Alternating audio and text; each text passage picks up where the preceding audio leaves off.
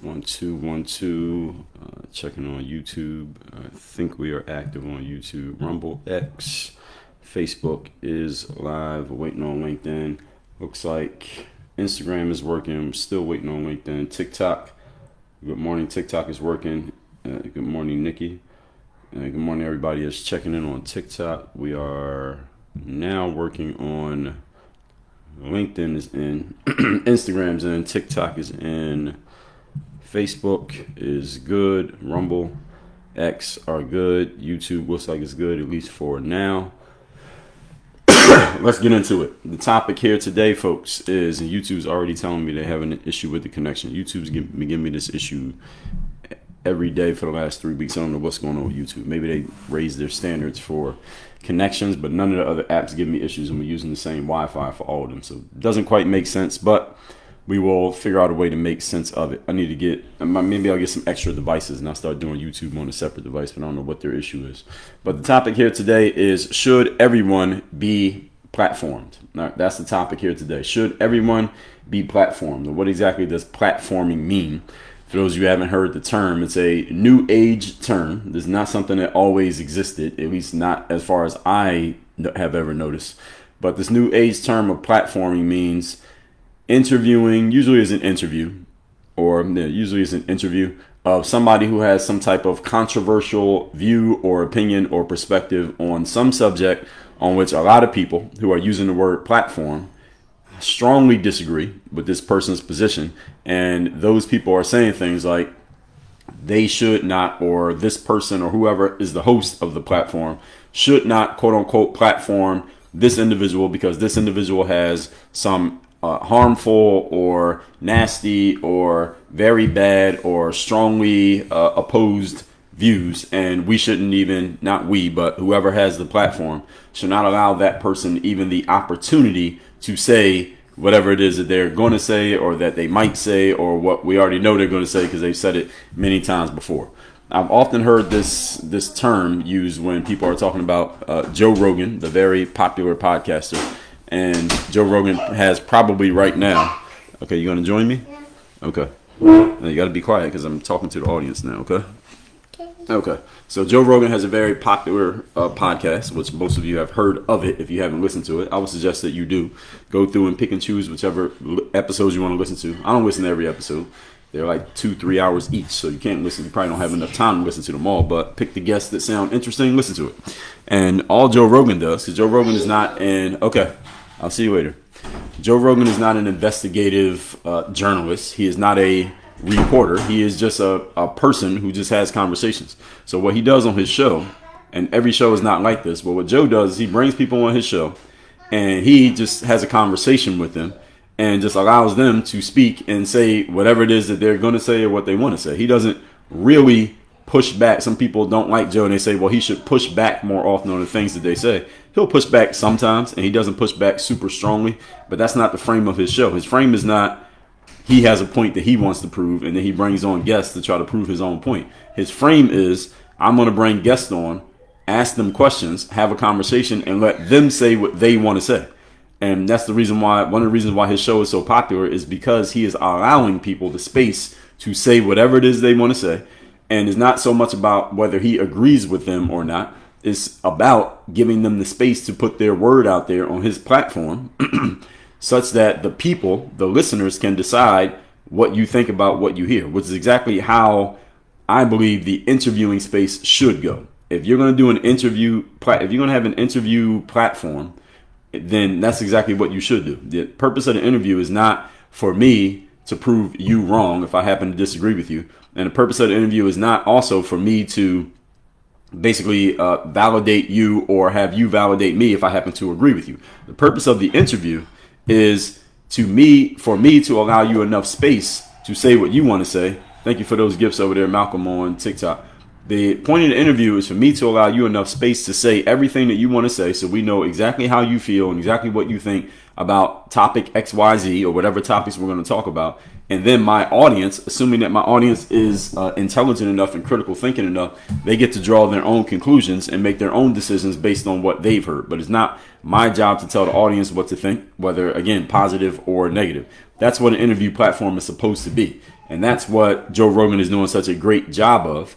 And if you listen to the Joe Rogan show, you listen to any of it, you notice that he allows his guests to speak. There's a back and forth, but for the most part, Joe is just, he engages with them on certain things. If they, happen to, something comes up and Joe knows something about it, he knows a good amount about. They talk about hunting on the show. I can't remember who he was interviewing, but they were talking about hunting, and then another person was talking about weapons used for like self-defense, and then of course you got the fighting stuff, which Joe is much into.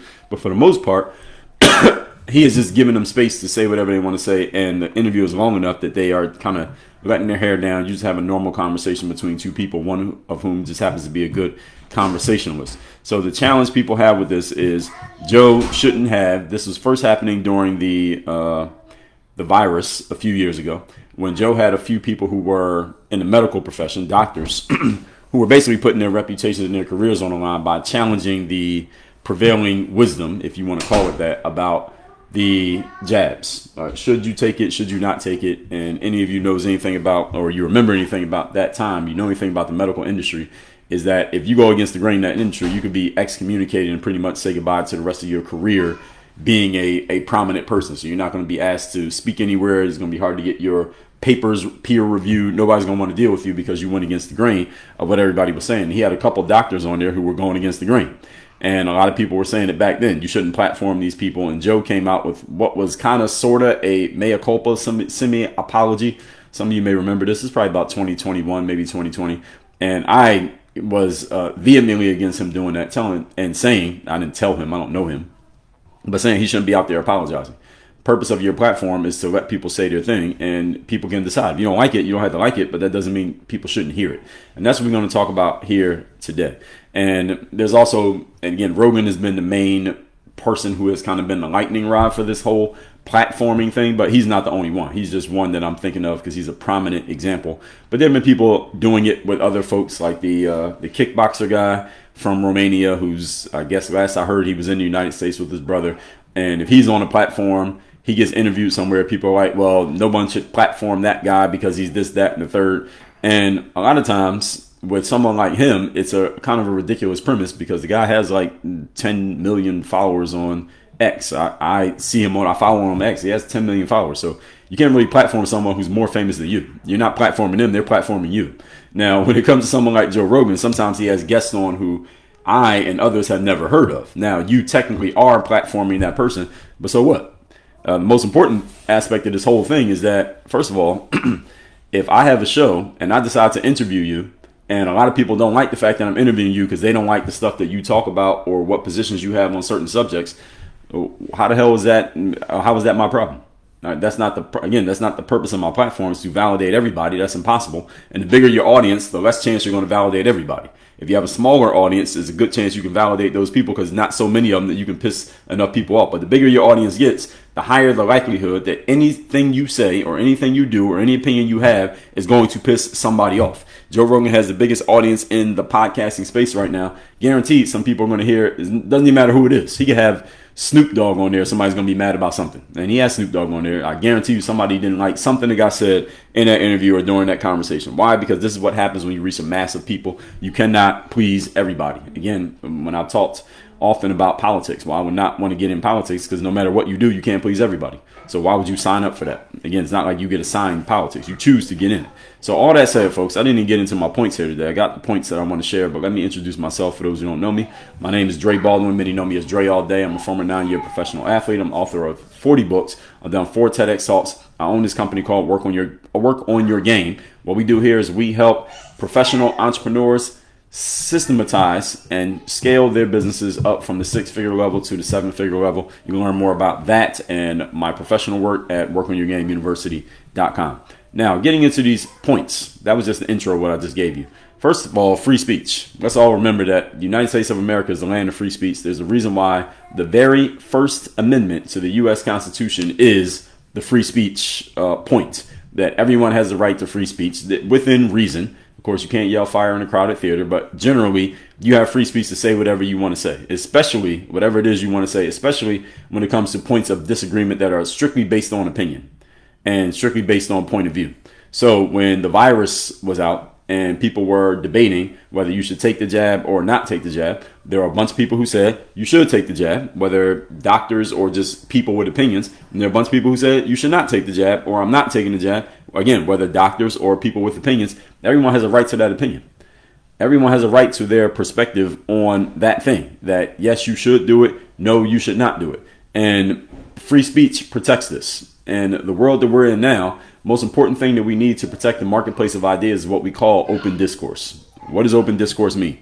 It means that you have an idea or position or a point of view, you put it out into the world in the marketplace of ideas, and the people who agree with you let you know they agree, and the people who disagree let you know they disagree. And the larger the platform you are on or that you have upon which you share that idea, the more feedback you will get from the audience. So if I was to get on my X account and say whatever I think about whatever subject, there's a certain number of people who will see it based on how many people already know who I am.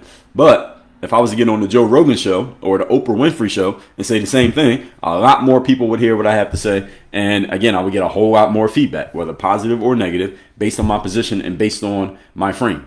I believe in the world that we live in today, because we have access to so much information. It's not that everybody engages with that information, but we have access to it all at our fingertips, virtually for free. Audiences should be exposed to a variety of perspectives. And again, this is often based on personal choice, because if you don't want to hear something, you don't have to listen to it. But we have access to a variety of perspectives. And based on all of that access, you should decide via your own critical thinking whether to accept or to reject what you've been told. All right, that's the way it's supposed to work. You accept or reject what you've been told based on the material that you've been given. The problem with the world that we're in today, I'm trying to set my timer here. Let me figure out how to do it. Problem with the world that we're in today is that, how do I do this? I'm just trying to set my timer here, and I'm trying to figure out how to do the manual timer. It's not giving me the option that I want. But while I'm doing that, let me keep talking. The problem with what we're doing here today is that a lot of people want to block others from being able to share their perspective or share their opinion, which makes no sense. If someone has an opinion that you disagree with, then again, step into the square, the town square, the marketplace of ideas, and let's see if your ideas are any good. If your ideas are good, then again, the marketplace will tell you that the ideas are good. And if your ideas are trash, the marketplace will tell you that your ideas are trash. But to just say someone shouldn't be allowed to speak because you vehemently disagree with their position, I am completely against this. So then it goes to the next thing. Actually, the next thing is what you get is an echo chamber. And that's where a lot of people live these days when it comes to using the internet and using social media. As an echo chamber, which simply means you're only listening to opinions and perspectives that validate and agree with what you already believe. The problem with that is if what you already believe is simply not true, then you're going to go deeper and deeper into believing things that are not true. And even if what you believe is true, you should still hear what the conversation is on the other side of your beliefs so that you understand what the counter arguments are to your perspective. Because a critical thinker should not only be able to argue the perspective that they actually believe, they should be able to argue the opposite of what they believe so that you understand why another person may have a different perspective from you. Any of you who works in law, any of you who's ever been a trial attorney or you know one, ask them about this and they will validate it. A trial attorney, for example, if you just think about it, if a lawyer is going to court and you know that there's a lawyer on the other side of the courtroom who is arguing the exact opposite perspective of what you're arguing, then you need to know what they're going to say so that you can better prepare for it before they say it. Because you want to knock down their arguments before they make it, and you damn sure don't want to get surprised by something that your counterpart brings to the courtroom in front of the jury and the judge, and then you find yourself unprepared, and then you end up losing the case because you weren't ready. So a critical thinker, I'm using law as an example here because lawyers have to do this it's just by design of their job. They have to do it. You need to know what your opponent is going to do, or what your opponent is thinking, or what your opponent is saying, or what the strongest points of your opponent's argument are, so that you can better prepare your own argument. If the only thing that you're doing is thinking about yourself and what you think and what you believe, and you never even consider the other side of the conversation, then first of all, you are but you can become a victim of your own ignorance. Ignorance simply means to not know something, and not knowing something doesn't mean the truth or the facts or what you believe. Knowing means you need to know what's going on. So even if I strongly believe, let's say, for example, if I strongly believe nobody should take the jab, right? Let's say that's my position. Nobody should take the jab. I still need to know what are the strong arguments of someone who believes everybody should take the jab. Even if I don't agree with it, even if I will never agree with it, even if I decided I'm not agreeing with it no matter what they say, I still need to know what they're saying. Why? Because I need to understand their perspective. And just because you disagree with someone does not mean that there is no validity to anything that they're saying. Because if you're having a conversation with someone or a disagreement with someone, and you say, all right, I believe this and they believe that, both sides have something that you can seed ground and say, okay, there is a point to that point right there. There's a point to that point right there. There's a point to that right there. I don't agree with your overall perspective, but I do agree with some of the seeds that kind of make up the fruit of your point, if y'all follow my metaphor there. So ignorance does not just mean, again, understanding what you want to understand. It means understanding the opposite of what you want to understand or what you want to believe. Even if you're not trying to have your mind change, you still should find out what the other side of the conversation is. For example, if I believe that the best way a child is raised is in a two-parent home, if there's somebody out there who says, well, I believe that a one-parent home can actually work and doing it on purpose. I don't mean a one-parent home that wasn't supposed to be like that. I mean a one-parent home where someone does it on purpose. Like, I want to have a kid and I want to be a single parent and I planned this from the beginning. There's people out there who believe that. I don't believe it, and I'm probably not going to have my mind changed. But if I'm going to go out there in the public and say the best way to raise a kid is in a two-parent home, I need to know why somebody might disagree with that, so I'm better prepared to have that conversation. Again, that's what a critical thinker is able to do. There's a word for this. This is called the steel man argument, or the steel man position. So most of you probably never heard of the steel man. So many of you have heard of the straw man. The straw man is when someone takes a point that you made, then they turn it into a point that you did not make, and then they argue against it or ask you to defend it, even though it wasn't your actual point. So an example of a straw man is if I say, I don't want to take the jab, or I don't think everybody should take the jab.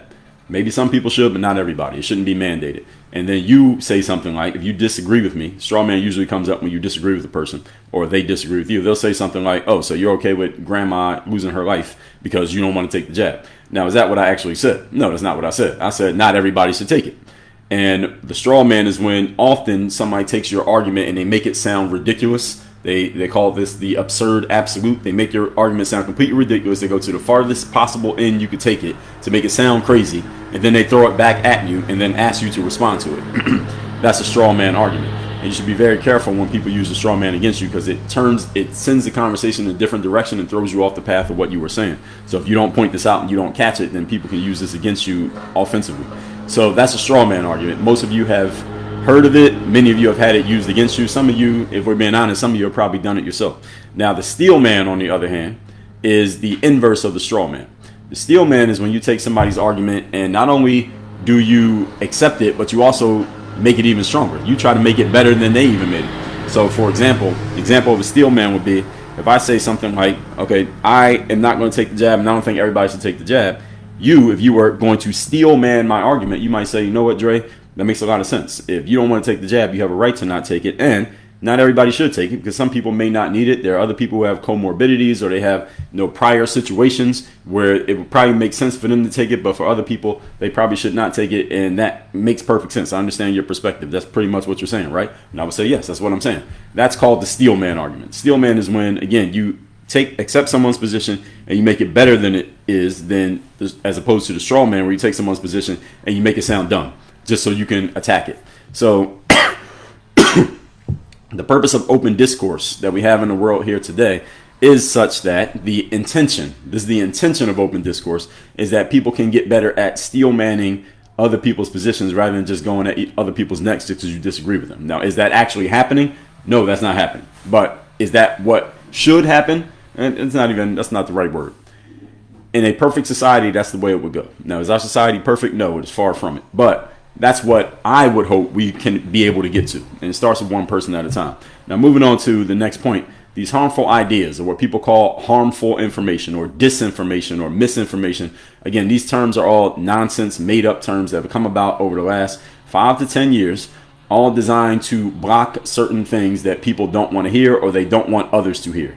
And calling a harmful speech is a nonsense term. Misinformation is a bullshit term. Disinformation, nonsense term. These are all terms that people just made up, and people can put these labels on anything that you say to basically put a stain on you / your speech, such that anything that you say, people may be conditioned to not want to hear what it is that you're communicating.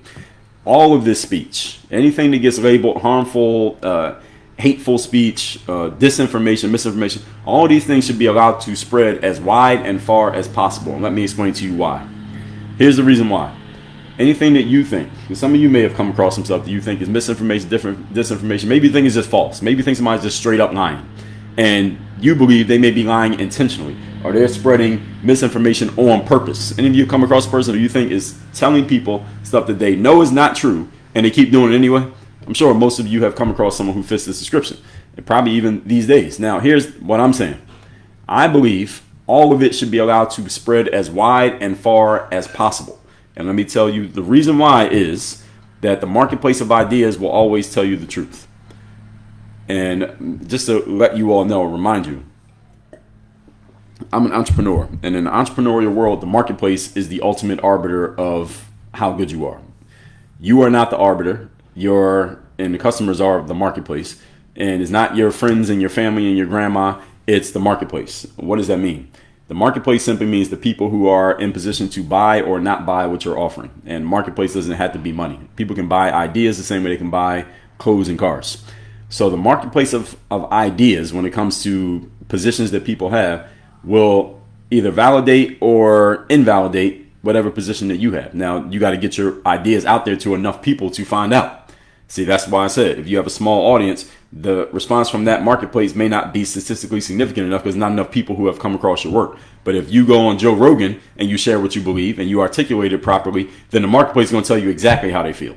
And the marketplace does not have to agree with you it doesn't have to agree with you to validate you, because you may only be looking to reach a certain segment of people. So if you come out and say not everybody should take the jab, there's a percentage of people who never want to hear that because they already took the jab. But there's a percentage of people who do want to hear it, and they're waiting for somebody to come out and say it. So even if only 20% of the people agree with you and 80% disagree, that doesn't invalidate you, because it depends on who you're looking for. Because you're not trying to sell your ideas to everybody. So you got to know who your market is. You got to know who you're selling to. It doesn't have to be everybody. So the marketplace will always tell you exactly how it feels. You just need to be very acutely aware of who the marketplace is that you're trying to reach. Because you're not trying to reach everybody with the points that you're making. And that's the point that I'm making right here.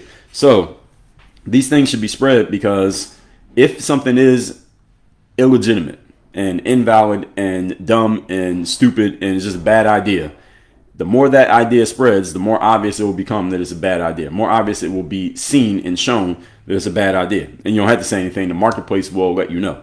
Let me give you an example of this, a small microcosm example. I was in Mexico. This is like 2000, almost 20 years ago. So this is early in my basketball career. I'm playing in Mexico. And at this time, I'm with a group of other Americans. We would go around and just play in these games and playing these like tournaments and stuff. And we were all Americans. We were playing these tournaments. And then based on how you played in the tournament, the teams would see you and they said, we want that guy. And they would just pick the guys they like. So we're riding in this Chevy Suburban, right? And the guy driving, he's actually a Mexican. He was the guy who would basically organize the thing. His name was Ricardo. And we're driving in the Suburban. There's like 8 of us in the truck, right? So Ricardo's in the front seat. Is a dude named George sitting in the passenger seat. I'm sitting in the second row because Suburban got like 3 or 4 rows of cars. I'm in the second row. I'm sitting right behind Ricardo. And there's an empty space next to me because 3 people could sit in the second row. And there's another guy sitting to the other side of me. I can't remember his name. Now, sitting behind me is 3 guys in the back row. Now, the guy in the middle of the back row, I can't remember this man's name. I probably wouldn't even say his name. I remember because the story's about him. He was from, I do remember he was from Memphis, Tennessee. And he was like 6'8", 6'9", big guy, big, aggressive guy too. And while we're riding in these long rides, any of you who played, when you play basketball, it's a bunch of tall guys. So I'm like 6'4". I was probably like close to there's nobody on the team that was shorter than me. Nobody in that group shorter than me. So we're all tall. And when you're sitting in the car for these long rides, we're riding all around Mexico, hour-long ride, a couple hours, your knees start hurting because you can't stretch your legs out. You're sitting in a damn back seat of a car. It's like sitting in coach in an airplane. And this guy wanted to stretch his legs out, right? So he takes his shoes off. He still has the socks on. He takes his shoes off and he puts his leg up in between me and the other guy in the second row. And this guy's like 6'8". So his long ass leg just comes right to the side of us and his foot is out there with his sock on in the middle of the car. And I look at his foot and I turn around and look at him and I'm like, yo, my dude, this ain't gonna work. And he says, it's gonna have to, bro. Because his problem was I guess his knees was hurting from sitting in the back of the car. He says it's gonna have to, bro. And I didn't argue with him. I didn't say anything. Nobody else had said anything. So I just turned around. I'm like, all right, I guess we got to deal with this because this guy is just going to be who he wants to be. And I didn't want to turn it into an argument. So about 5 seconds go by. 5 seconds go by. And after about 5 seconds, it started to smell like we were driving past a farm or a zoo. You ever been to the zoo? And as soon as you get around the zoo, you just start smelling the smells of animals and animal waste. That's what it starts smelling like. Now, mind you, we're riding in the car and a couple people had their windows down. So I'm thinking maybe we're driving past the zoo because that's what it smelled like. It smelled like cow manure or any kind of animal manure. That's what it starts smelling like in the car. And come to realize, again, it was only 5 seconds. That smell was not from a zoo. That was that guy's feet smelling. His socks and his feet. I think he hadn't changed his socks in days, apparently. And he exposed himself, but we couldn't tell this when he's wearing sneakers, but we could tell it now that he has a foot out in the middle of the car. So after about 5 seconds, first of all, I smelled the smell. I'm looking out the window trying to figure out what the hell is that smell. Ricardo in the front seat, he's driving. He turns his head and he's like, what is that? George in the front seat, he turns around and he's looking and everybody in the car just starts reacting like, what the hell is that smell? And George and Ricardo both in the front seat, they're like, yo, put your feet down, put your shoes back on. I was just laughing because the same way I'm laughing now. This was like 20 years ago. I was just laughing. And the dude, again, he was a pretty aggressive guy. He didn't really like anybody telling him what he could and couldn't do, which is why I didn't argue with him when he put his foot up in the first place. But then after that, he was so embarrassed. He put his foot down. He put his shoe back on. He didn't say another word the rest of the ride. We were in that car for like 2 hours. He didn't say another word. He didn't put his feet up ever again. And we were in the car. I think he was so embarrassed by that he got the point. Now, why am I telling you that story? That's the marketplace telling you loud and clear how it feels. See, it's one thing if you tell everybody else what they're supposed to feel, or you can get people to comply with you because of your status and your position. It's a whole other thing when you put yourself out there to the marketplace and the marketplace gives you a strong reaction. You can't lie to yourself about that. And the marketplace told that guy, hey, put your shoes back on. And he had no choice but to do it because he was embarrassed by what he had exposed by taking his shoes off in the first place. So in our world, Work on Your Game, we have this manual called the 12 Work on Your Game Commandments. One of the 12 commandments is the open marketplace commandment. Let me tell you what number it is. Open marketplace is number 7. Open marketplace commandment is the marketplace results, meaning you are judged by what you do in the marketplace, not by what other people necessarily say about you or how other people feel about you, but what the market actually tells you with things that we can count and measure and know objectively. That's the marketplace. So back in the days when I used to make basketball content on mostly on YouTube, I would get a lot of basketball players coming to me every fall and winter, and they would say stuff like, well, Dre, I tried out for the basketball team, and all the other guys who played, who are at tryouts, Other players who tried out for the team would tell me that I was one of the best players at tryouts, but I did not make the basketball team. So, Dre, what am I supposed to do about that? And I would tell them the same thing I'm going to tell all of you. And this is what I mean by the marketplace. I would tell them that it doesn't matter what the other players who tried out said, because the other players who tried out are not the customer. They're not the buyer. They're not the decision maker. When you try out for a sports team, the decision maker is the coach. So if the coach didn't put you on the team, then it doesn't matter what the players had to say, because the players don't make that decision. The coach makes the decision. In other words, the marketplace, i.e. the coach, just told you that you're not good enough. And that's the only thing that matters. I don't give a damn what the other players said, or the people who were watching tryouts from the sideline, or your classmate from science class, third period science said. Who the hell cares what they say? They have no power. Their opinion is irrelevant. The only opinion that matters is the opinion of the person who can help move you forward or keep you held back. And that's the marketplace. That's what the marketplace is about. Therefore, when someone has an idea or a perspective, they should put it out into the marketplace and let's see. That's it. The world that we're in, and I tell people this in my business all the time, this is a performance and a results-based business. That's it. Performance and results. Now, all the other things you know about, opinions and social media and comments and likes and engagement, all those things, they contribute, but they are not the determining factors. And you need to understand the difference between the two. People's opinions contribute maybe to your performance and results, but are they the performance and results? No, they are not. Because if I tell people, hey, if I send an email to my list and say, hey, I might write a new book about ABC, would you buy it? I might get 100 people or 1,000 people who tell me, yeah, I'll buy the book. But there's a whole different thing for me putting out the book and saying, here's the link, go pay for it. How many of them are actually going to go buy it? See, it's one thing to say you're going to do it, another thing to actually do it. So you got to get marketplace results to know what you're really about. Your audience trusts you when you are transparent enough to allow ideas to come out and let them think for themselves. This is why people like Joe Rogan. The reason Joe Rogan is popular is not because Joe Rogan is some genius who just blows you away with his eloquence. Joe Rogan, all he is providing a vessel. He's just a vessel for his guests. And the reason why so many people want to be on the Joe Rogan show, well, one reason is because he's very popular. He has a big audience. But the reason he has a big audience is because Joe Rogan is showing respect to his audience by letting them decide how they feel rather than him telling them how they're supposed to feel. And a lot of people in the space who are criticizing Joe might want to learn something from that if they could humble themselves and get out of their own heads and get over themselves and realize that that's what he's doing. You listen to a Joe Rogan podcast, he's not telling you what he thinks about anything. You listen to a 3-hour interview of Joe Rogan, he never tells you what he thinks. All he does is ask questions and have a conversation with the guest so the guest can tell the listener what they think. He is providing a platform for them to do that. That's all he's doing. And the reason why his audience, again, this is just my theory, the reason why his audience is as vigorous, let's say, for lack of a better term, or enthusiastic about Joe is because, unlike a bunch of other people out here these days, Joe is not telling you what to think. He's not telling you his opinion. He's not trying to persuade or influence you to see things his way. He is just letting you decide on your own by providing a vessel for the guests to say whatever it is that they want to say. You remember when Donald Trump was on there and his interview got like 20 million views or something in like a day or something like that. And people were saying, well, why wasn't Kamala on the show? And there's a whole bunch of back and forth about why Kamala Harris did not go on the Rogan show before the election in 2024.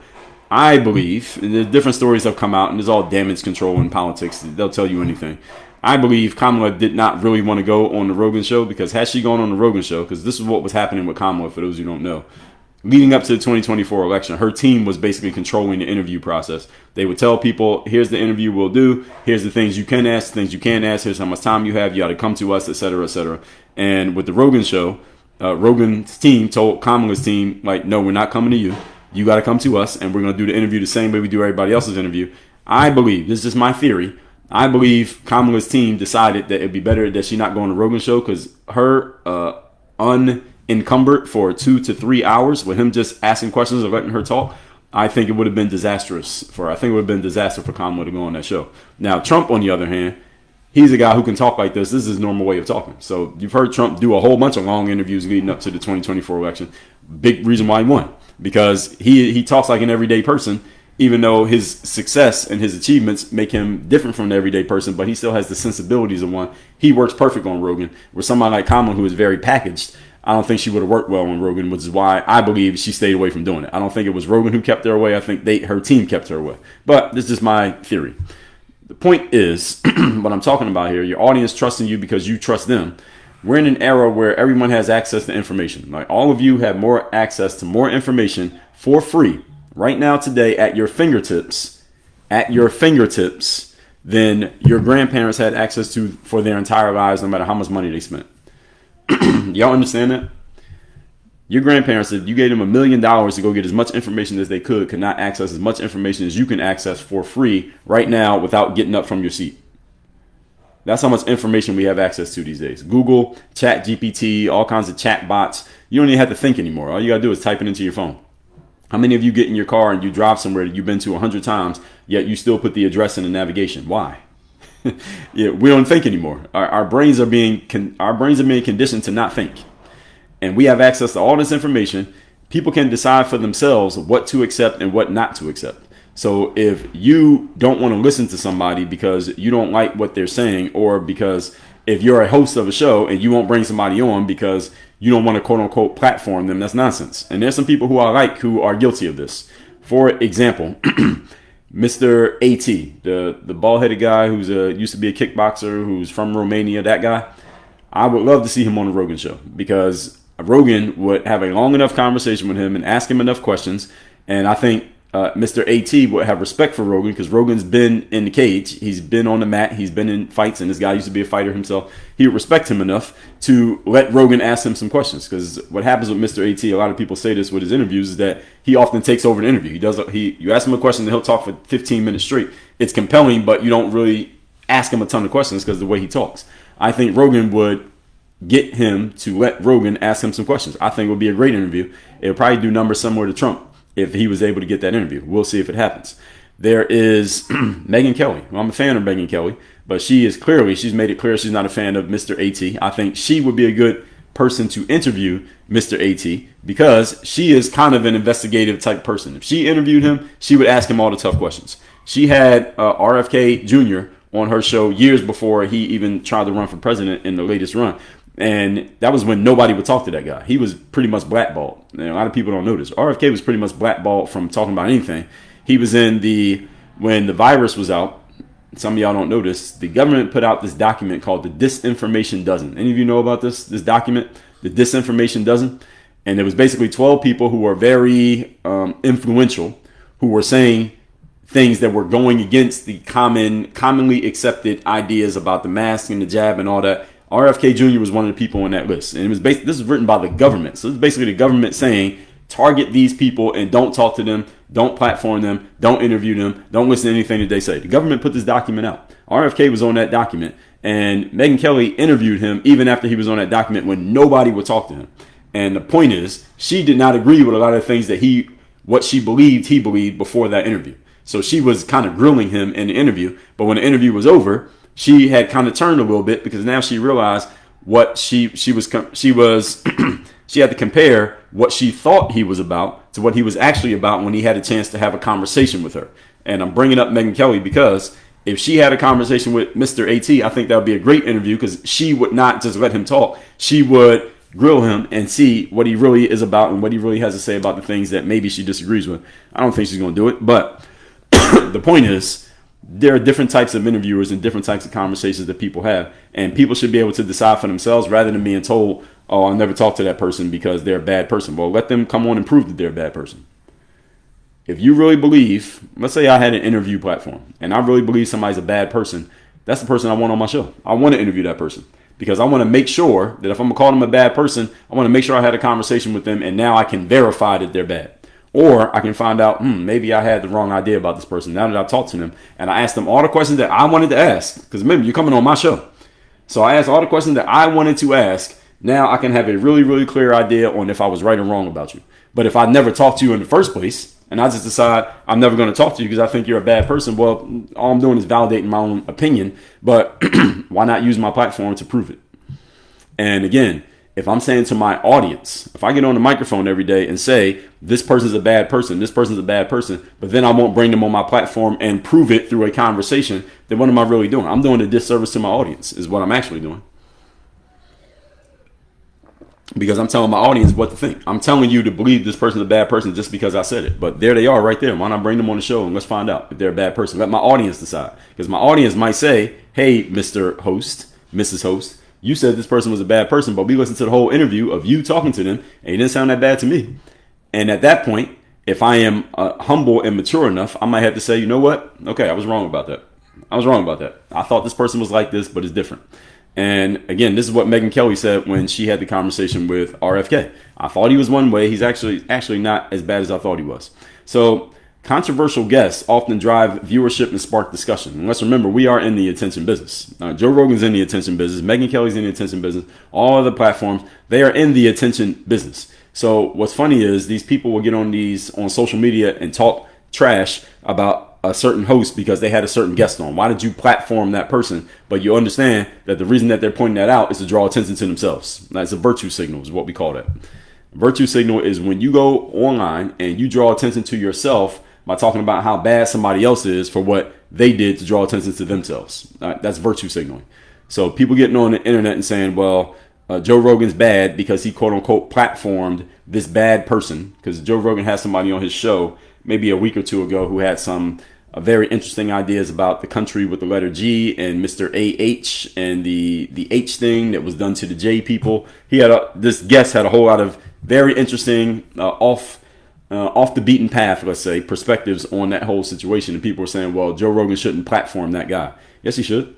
And you coming out saying that he shouldn't platform him is you drawing attention to yourself by talking bad about that guy. And everybody's trying to get attention. That's the whole point. So virtue signaling is a good way to get attention. So where you're showing everybody how good of a person you are. It's like people during the virus period were posting, they had their profile pictures with a mask on in the profile picture. I'm like, why do you have a mask on in your profile picture? Or does your camera have the virus? Does your bathroom mirror have the virus? What are you doing? They were virtue signaling. That's what it is. It's a virtue signal. Showing everybody how good you are by displaying it and making sure everybody see it. You can't ridicule somebody for trying to get attention. Everybody's trying to get attention. So sometimes somebody will say something and people disagree. They say, well, you're just saying that to get attention. Well, you're just saying what you're saying to get attention. We're all trying to get attention. So nobody should say that to anybody anymore. Educational opportunities. When someone is platformed who you may be predisposed to disagree with, you have a chance to educate yourself on two things. Number one, why you might be wrong about disagreeing with them because what you thought they thought is not actually what they thought. Or number two, you get more context as to why you disagree with them. Either way, you win.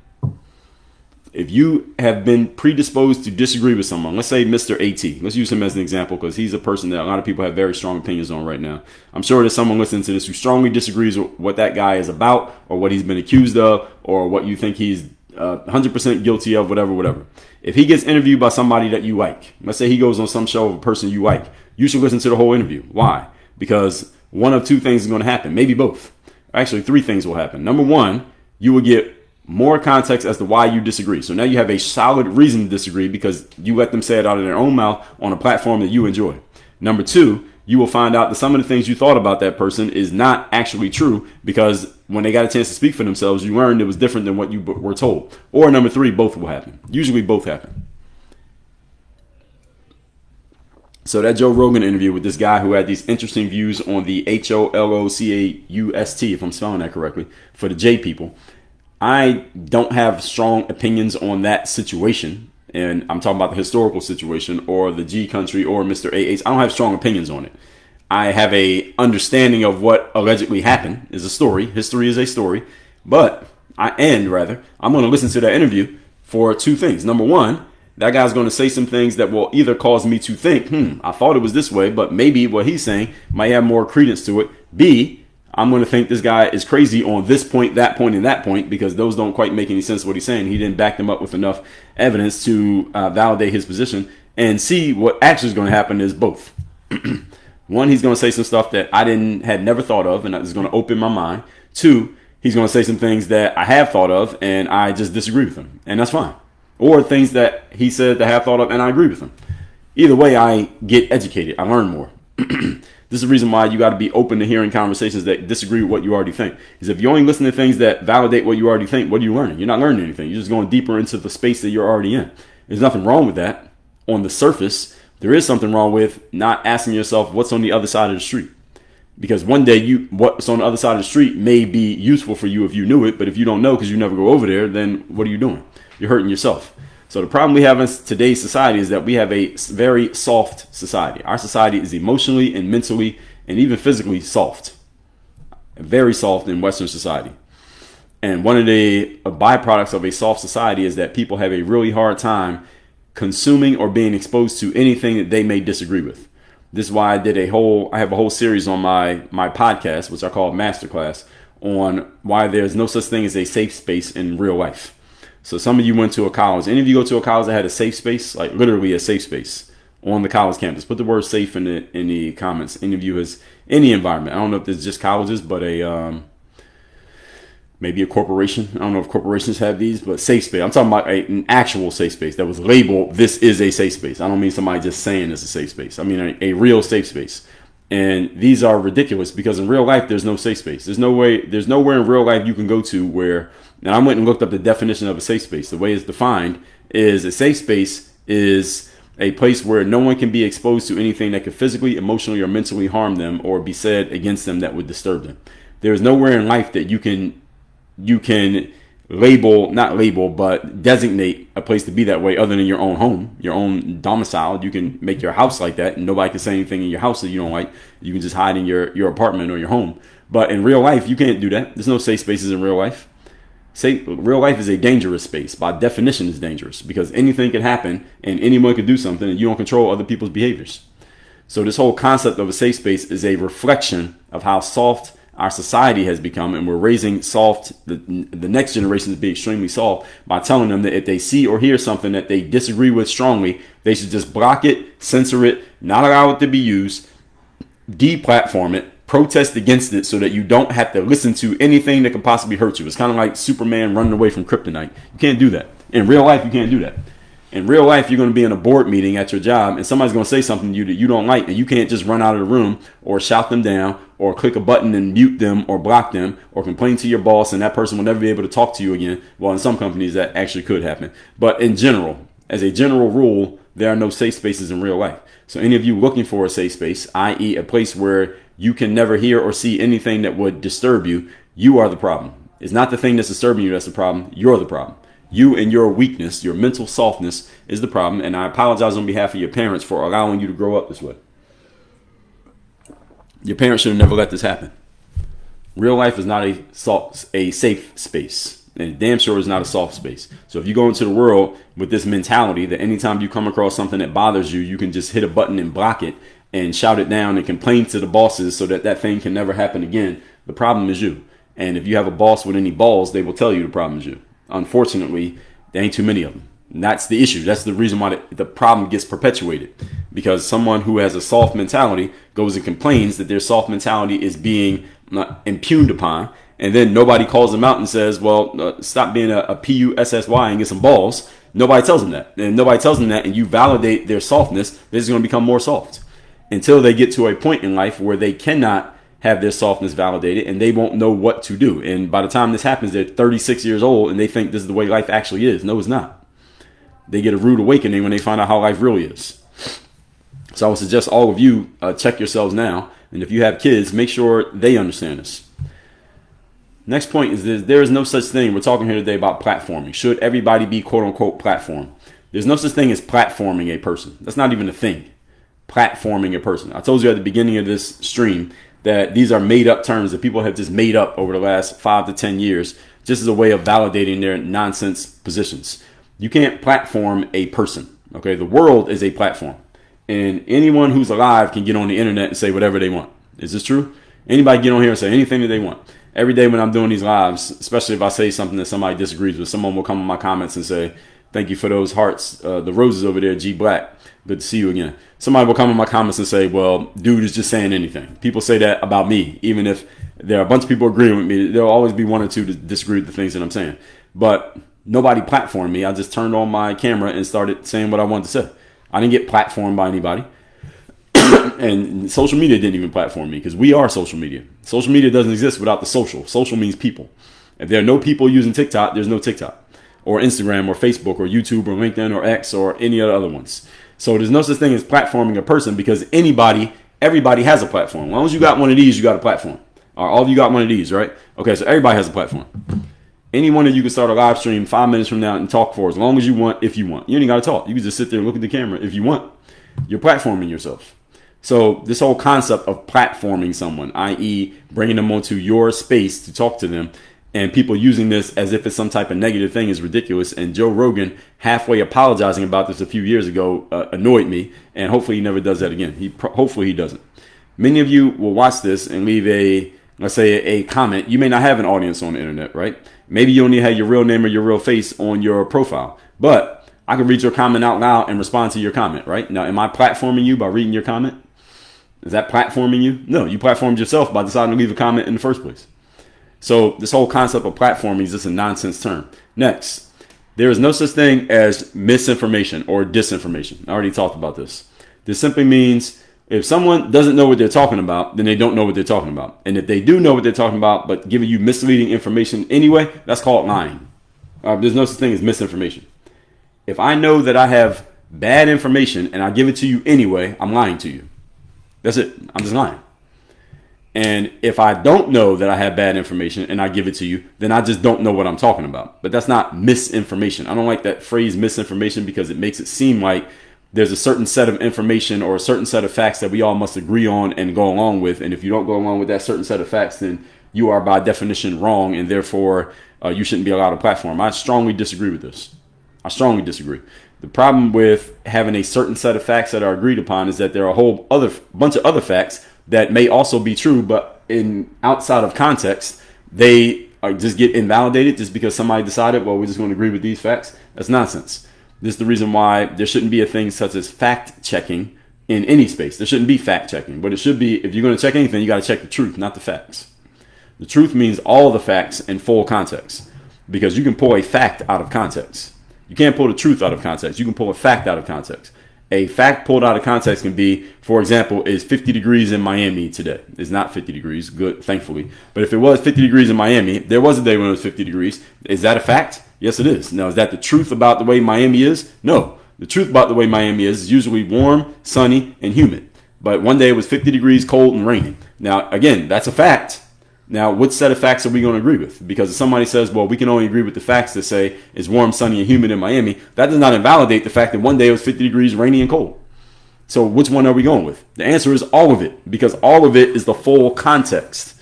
That's the truth. The truth is all the context. You cannot pick and choose things out of context and then say, well, these are the agreed upon facts. It's bullshit. And how we've come to accept this as some kind of standard is, again, a reflection of the softness of our society. That I've been kicked off TikTok a couple times where they said, well, you misinformation or something like that. And we have to have a certain set of facts that are agreed upon. They literally said this to me the last time I got a strike on TikTok. The last time they told me I'm one strike away from getting banned off the app, which is currently still sitting there, is they said, well, there's a certain set of facts that we agree with, and what you said goes against that certain set of facts. That's nonsense. TikTok, what are you talking about? There's no such thing. So this is the reason why we had a marketplace of ideas. If your ideas suck, the marketplace will tell you that they suck. All right, this is the first law of economics. I just told you all this yesterday. First law of economics is supply and demand. If there are people listening to a person, that means that someone wants to hear it.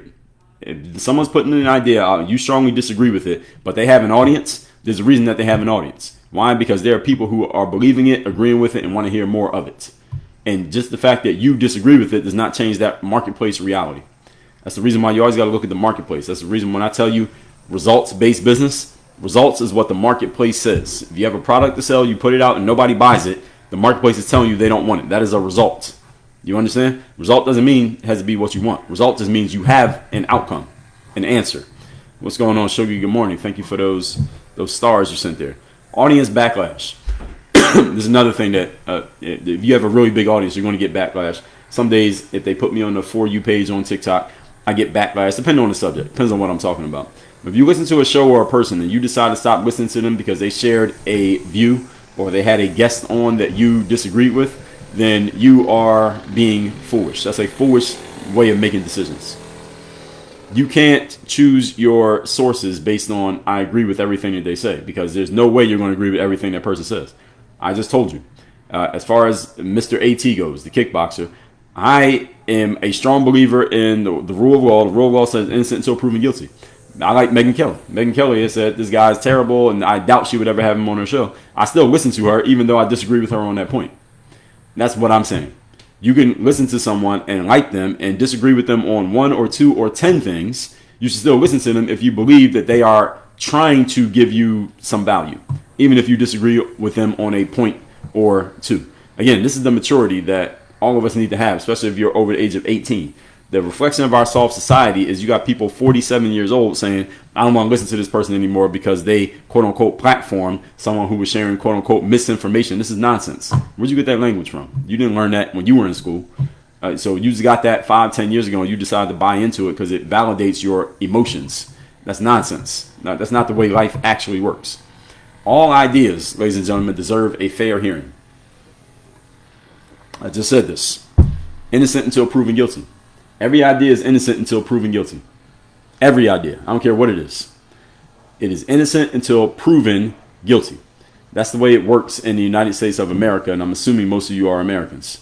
Whether the idea is about race, science, history, or any other subject upon which many people have decided that the debate is settled or it can't be argued anymore or no one can talk about it, no debate is ever fully settled unless it is something that is black and white proven. Other than that, everything's open to discussion. Everything's open to discussion. If you have an opinion on a thing that most people already decided what their opinion is, you can share that opinion. And if there are people who are saying, that's interesting, tell me more, there's a marketplace. You understand? That's how the marketplace works.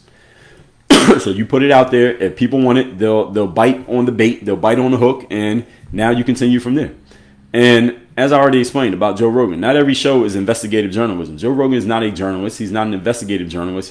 He's a guy who likes to have conversations. And there's nothing wrong with that. As a matter of fact, he's the most popular podcaster because of this. Because of this. Not because he's proven to you how smart he is. How smart is Joe Rogan? We don't know. Because he doesn't really talk about what he knows. All he does is ask questions to find out what the guest knows. He is just a vessel for the guests to say what they want to say. Was exactly what we want. And again, how do we know? How do I know that's what people want? We know that's what people want because Joe Rogan has the biggest podcast out there. That's how we know. We know this. We don't believe it. We know. We know because when he puts out a show, everybody listens to it to hear what the guest has to say. They don't listen to hear Joe. They listen to it to hear the guest. Joe just lets the guest talk. So every other podcaster out there who gets mad at Joe or has something negative to say about Joe because he quote unquote platforms somebody, maybe you should take a lesson from what he's doing and find out why it's working. Now, again, he pushes back every now and then, but he doesn't push back really strongly and he doesn't tell you his opinion. All right, this is why it's popular. He lets people talk. And here's the other thing about Joe and his interviews that all of you should understand, that a lot of interviewers and social media people don't quite understand. They clearly don't understand this, is that Joe Rogan is not trying to come to a conclusion in his conversations. Do you notice that? If you listen to his interviews, if you listen to the whole thing, I know some of you don't have the attention span. Actually, that's incorrect. All of you have the attention span, but many of you don't have the discipline. Listen to the whole interview. He's not trying to come to a conclusion. He's not trying to say, okay, well, these are the established facts. Here's where we stand. Is this. Okay, now that we did all that, now we can interview. He doesn't do that. He just has a conversation. Eventually, the conversation just winds down. It's just like you're talking to a friend. We don't need to come to a conclusion. And if I talk to my friend on the phone, we don't need to come to a conclusion. We just have a conversation. And when the conversation is over, it's over. To be continued. He's not trying to come to some definitive answer because he's not trying to prove to you how smart he is. Again, I'm saying this over and over again because I want y'all to get it because this is where it's going. The marketplace has told all of us loud and clear, this is what people want. They don't need you to tell them what to think. They don't need you to tell them how to feel. They don't need you to dazzle them with your brilliance. They just want to hear what people have to say. Look at the Joe Rogan show. Look at his results. Every now and then somebody comes out with a new show and they bump him off the top of the charts. Yeah, for like 2 weeks. For the last, how many years? 5 years? He's been number one more and longer than everybody. And he's got more audience than everybody. That's not even disputable. And there's a reason why. What I want you to understand is the reason why. This is not about defending Joe Rogan. It's about understanding the marketplace has told us what it wants. Now, you can ignore it if you want to and be foolish, or you can listen. That's your choice. All that said, let's get to some conversation here in the comments section. I don't know what's going on with YouTube again, but we'll Oops. That's not even. It's not muted. Okay, so now I don't think I saw anything on Instagram. All right, TikTok is on you all. Let's get up to the top of the screen here. Here we go. So if you got a comment on TikTok, go ahead and post it. Let me turn my timer on. Give myself 30 minutes here, and let's get. I'll just change this. Moving my timer, and the timer is not turning off. Actually, I think I had it on. Okay, I had it on manual. All right, we're ready. So if you got a comment on TikTok, mind you, everybody, I'm starting from the top of the comments. So if you leave a comment right now, or you left a comment while I was talking, I didn't see it. So just wait till I get through all the comments. I'm scrolling through. By the way, I do these lives Monday through Friday, 8 a.m. Eastern. Damien, thank you. You like the tie. Thank you for the compliments. Shout out to everybody who was getting the badges and the GGs and the roses. I see all you. Malcolm Freya, thank you. Irma, good morning. Carla, good morning. Jay Rizzy, thank you for sharing the live. Carla, thank you for sharing the live with more than 10 friends. Nina Horn, thank you for the rose. Traditional all day with the gifted badge. I mean, not the gifted badge. Was that the gifted badge? The gift. Kingdom Business. The subject today is, should everybody be platformed? Is it okay to platform people? CC by Sierra, thank you for sharing the live. Brandon Jones, good morning. Was that story about the guy taking his shoes off? Yeah. Lauren said, that's going to be a huge problem. Yes. Hello, Tracy Rose. Good morning. Ink and Stone said, people can gaslight during interviews. Actions validate whether they're bad or not. I don't know about that, Ink and Stone. Who's the judge of bad and not bad? That's the problem. That's a relative term. So I think I get where you're going directionally, but bad or not is really hard to put in objective terms because that's very subjective phrasing. Jay said, open-mindedness is a foreign concept. I mean, there's still plenty of people who have it. The issue is, here's what's happened in society over the last, especially since the virus. I got other words that I use for that, but I'm trying to stay in TikTok's good graces for now. During the virus, what happened is a lot of people were emotional because the whole concept was you're going to lose your life if you get this virus. And then the concept was if you take the jab, you won't get the virus. Now, it turns out that both of those were false. We all can agree both of those were false. And what happened was, because people got so emotional on that thing, once the logical, let's say, invalidation of those emotional ideas were put to light, you cannot undo somebody's emotions with logic. It's not possible. So what happened is people went into cognitive dissonance. And cognitive dissonance, I did a whole live on this when I was explaining TDS, also known as Trump derangement syndrome, is what happens when people's emotions and beliefs about life come into conflict with the reality of life. And instead of just admitting, damn, my emotions threw me off and I was wrong about that and I had the wrong idea. Most people don't have the ability to do that. They don't have the maturity level to do that. Instead, what they do is come up with more validating reasons to keep thinking whatever it is that they want to think. And that's the problem with when it comes to, like you said, open-mindedness. People still have the ability to be open-minded. They just, because of what happened 5 years ago with the virus, is that the virus was just endemic of it. And then we got other things on top of it. There were other things happening before that, but the virus is a good example of it. And there was a big inflection point because a lot of people stop being open-minded about anything, especially when they feel like their lives are being threatened. Because when that virus first came out, y'all remember 5 years ago, it was around this time, 5 years ago, when it really started to be like people saw it was real. It was around this time 5 years ago when we first got the lockdowns, wasn't it? When we first got the lockdowns and nobody go to work and you're going to be stuck in your homes for how long, we don't know. That was about exactly this time 5 years ago. And people were really thinking that their lives are on the line if they got this virus. So people were really, really afraid for their lives. And can you ask somebody to be open-minded when they're afraid for their life? No, you can't. Now, should they have been afraid for their lives? Probably not. But did everybody know that then? Answer is no. Everybody did not know that then. And as a matter of fact, there are still people to this day who believe that virus would threaten their life. And for them, they might be right. Now, that's the thing. That's what makes this a very fluid situation. Because if I got the virus, and I don't know if I got it or not, I think I got it in 2021, but I never took a test or anything. So I don't give a damn if I got the virus or not. Because I'm in great shape. I take care of my body. I have a strong immune system. I know that I can survive a sickness, whatever it is, whatever you want to call it, the flu, the virus, whatever. So for me, I didn't feel like my life was on the line. I can make jokes about it. But there are other people out there, they had comorbidities. They're overweight. They're 80 something years old, and they've already had a whole bunch of other things with their bodies. If they got the virus, their life was on the line. But it's not the virus that did it. The virus, all it did was usher in what was already about to happen anyway. I'll give you an example, personal example from my own life. My mom's dad, which is technically my grandfather, biologically, but I don't call him my grandfather because I had no relationship with him. He left my mom's family when my mom was a child, and she didn't have a relationship with this guy, and therefore I didn't have a relationship with him because she didn't really mess with him, so I didn't really know him. I saw this guy, he passed away in 2020, technically, quote unquote, from the virus. He did not pass away from the virus. Let me tell you the story. I saw him in 2017, 3 years before the virus. My cousin got married in New York. I go to the wedding, and my family's from Philadelphia, so everybody was there. All the family was there because you could just drive from Philly to New York. So I go to the wedding. He is at the wedding, which was surprising to me because my cousin is younger than me, and I didn't have a relationship with this dude. So I know my cousin had no relationship with this guy, but I'm assuming, my guess is that her dad, which is my uncle, my mom had 3 brothers, so one of her brothers is my uncle. My cousin's dad, I'm assuming he invited his dad to his daughter's wedding. So I'm assuming that's why he was there. So he's there, and I remember we were sitting at a table. I was seated at the same table as him. He was like 3 seats away from me, and he struck up a short conversation with me. And I remember, first of all, before even that part, when he walked into the wedding, everybody was looking because I was surprised to see him. I was like, he got invited? Anyway, he couldn't walk. He was on a walker. And he had a woman with him. I'm guessing that is his current wife. I don't know who the woman is. But he had the woman with him. She was helping him walk.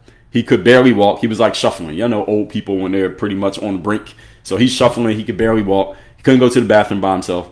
We sit down at the table. He's sitting at the table. He can't even turn his head. So a circular table like at a wedding is a circle. So he's trying to talk to me, and I'm to his left. But he couldn't turn his head because his neck didn't work anymore. So his eyes are like this, but his head is like this. So he's looking like this and talking to me, and I'm talking back to him, but he can't turn his head. I'm like, this guy is already, he's bordering on, he's about to fall into the casket. You get what I'm saying? So he's already there.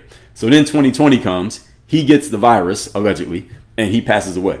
And people in my family are like, I'm talking my immediate family. My dad said this, and my sister said this as well. I saw my sister say this on the internet, saying my grandfather passed away from the virus. I'm like, no, the hell he didn't pass away from the virus. He passed away from being old and beat up. He had a stroke. He had all kinds of things.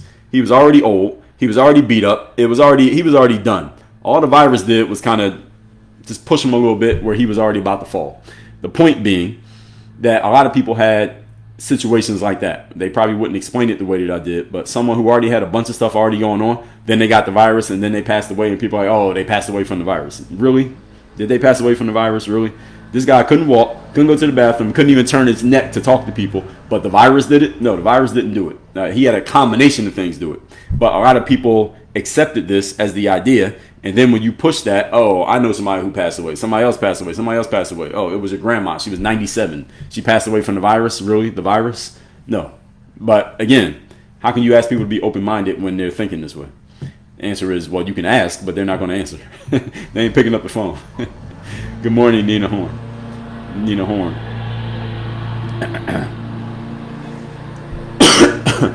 Still questioning everything. I like that name. James Shorts, Rosie, good morning. User 719, good morning. Kingdom said they will never learn anything. Yeah, well, that's kind of how it goes. J2 Hilarious, good morning. Erica Farrow, thank you for the heart. Good to see you again. G Black, thank you for the gifts. Kingdom Businessman, you say you just killed it. All true. Thank you. G Black with the lit up rose, thank you. User 5E9 said I love listening to you. Thank you. Kingdom Business said if there is no people, nothing works.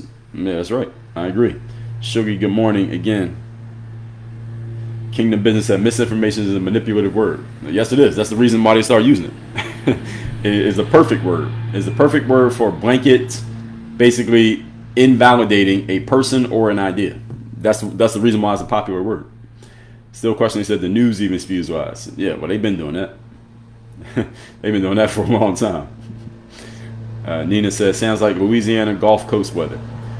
Probably, Nina, but Miami is probably our humidity, sunny days, and warmth is the most consistent in the contiguous 48 states. That I will state as almost as a fact, closest to a fact you can get.